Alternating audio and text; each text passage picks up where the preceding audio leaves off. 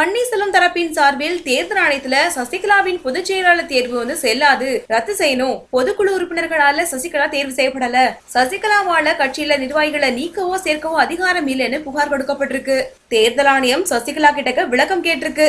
தேர்தல் ஆணையத்துக்கு சசி சார்பில் டிடிவி தினகரன் கொடுத்த விளக்க கடிதத்தை ஏத்துக்க முடியாதுன்னு சொல்லி சசிகலா தரப்புக்கு களங்கத்தை ஏற்படுத்தியிருக்கு.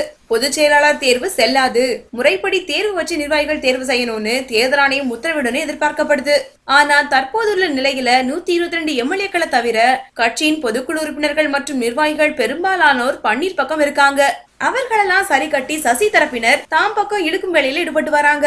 வந்தவாசி நிர்வாகி ஒருத்தர் கிட்ட 10 லட்சம் பேரம் பேசி திருவண்ணாமலை மாவட்ட முன்னாள் அமைச்சர் ஒருத்தர் அவரை கார்ல கடத்திட்டு போயிருக்காரு. பாதி வழியில இந்த நிர்வாகி தப்பிச்சு பன்னீர்செல்வத்து கிட்ட வந்திருக்காரு.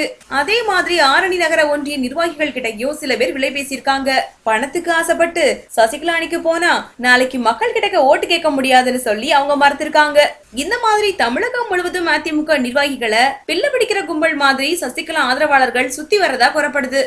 இந்த வீடியோ பிடிச்சிருந்தா லைக் பண்ணுங்க, வீடியோ பத்தின கமெண்ட்ஸ் போஸ்ட் பண்ணுங்க. மேலும் இது போன்ற தகவல் தெரிஞ்சுக்க எங்க சேனலை சப்ஸ்கிரைப் பண்ணுங்க. நன்றி.